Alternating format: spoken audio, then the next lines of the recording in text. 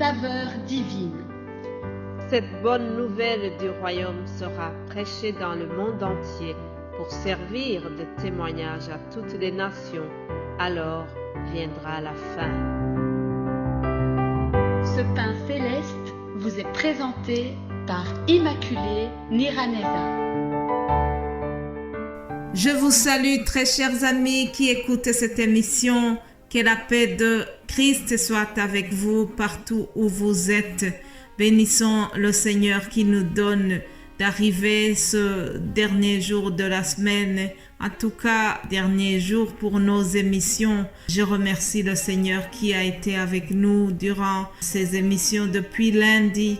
Je remercie Dieu pour notre frère qui vous a apporté le message hier. Vous savez que nous sommes sur le thème de la lumière et nous allons clôturer cela. Je prie que nous continuons à être vraiment des lumières autour de nous parce que Jésus-Christ a dit que nous sommes la lumière du monde.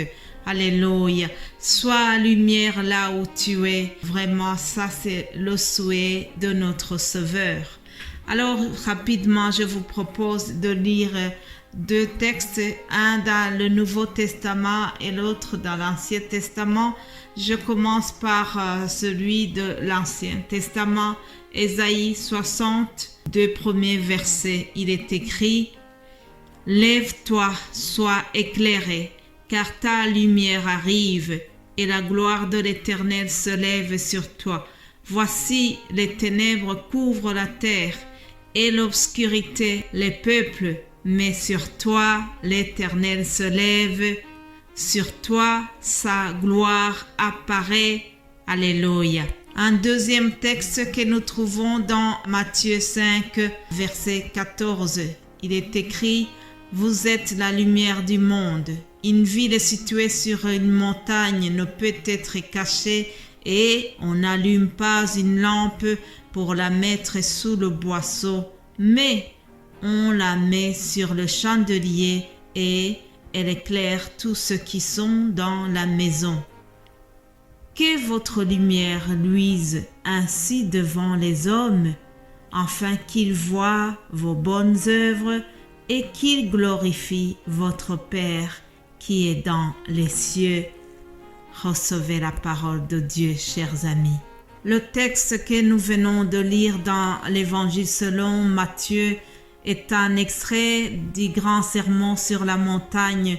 Jésus s'adresse à ses disciples et il leur dit qu'ils sont la lumière du monde.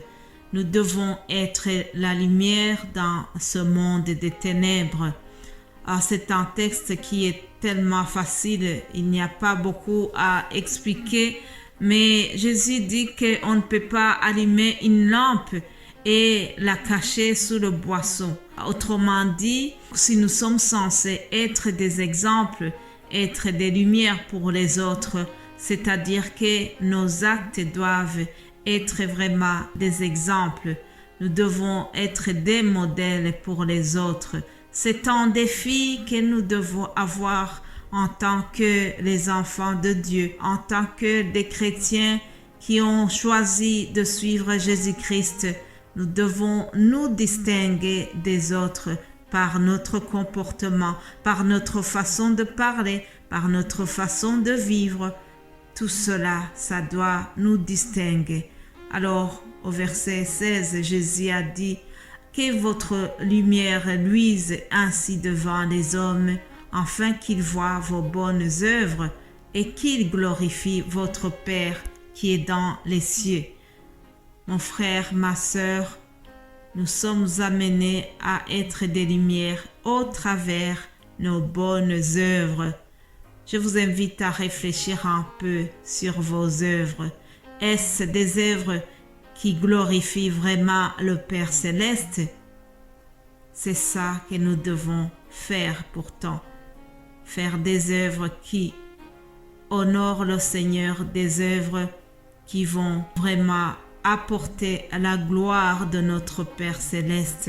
Puis le texte que j'ai lu dans Ésaïe 60, il commence par un impératif qui dit « Lève-toi, lève-toi, sois éclairé, car ta lumière arrive.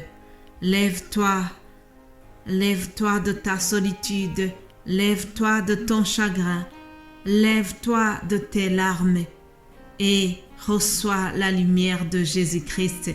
Prends vraiment cette parole comme une prophétie. Je voudrais que tu puisses t'approprier davantage la parole de Dieu ce matin. Que tu demandes à Dieu de faire cette parole vraiment une réalité dans ta vie. Le verset 2 nous dit « Voici les ténèbres couvrent la terre et l'obscurité les peuples, mais sur toi, l'Éternel se lève, sur toi, sa gloire apparaît. » Mais bien-aimé de Dieu, notre Dieu sait très bien que les ténèbres couvrent la terre. Celui qui les apporte, c'est Satan. C'est lui, l'ennemi du bien.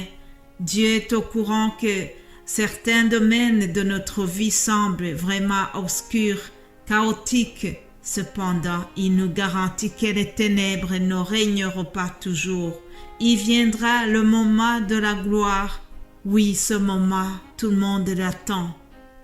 Tout le monde attend ce moment où la lumière de Dieu va vraiment dominer et va jaillir. Et le jour où ces ténèbres vont se terminer, tout le monde nous l'attendons impatiemment. Mon frère, ma sœur, je le crois de tout mon cœur que Dieu veut faire jaillir sa lumière dans notre vie. Oui, c'est la vérité. Dieu veut nous faire du bien. Dieu veut vraiment nous éclairer. Dieu veut intervenir dans nos ténèbres. Je ne sais pas quels sont les moments, des domaines où tu vois vraiment l'obscurité, mais je t'invite, élevons notre foi et faisons appel à Dieu. Il va vraiment venir à notre secours. Oui, il nous dit, les ténèbres couvrent la terre, l'obscurité les peuples, mais sur toi l'Éternel se lève, sur toi sa gloire apparaît. Oui, il y a des problèmes autour de nous. Oui, il y a des inondations, il y a les guerres, il y a la haine dans les familles, il y a plusieurs sortes de problèmes, mais Dieu est encore là. Dieu n'a pas abandonné son peuple. Oui, Dieu est là, il agit. Il nous demande seulement de nous décharger. Décharge-nous sur lui de tous nos soucis, car lui-même, il prend soin de vous. Il prend soin de nous. Alléluia. Chers amis, je voudrais terminer en invitant quelqu'un qui ne connaît peut-être pas encore Jésus.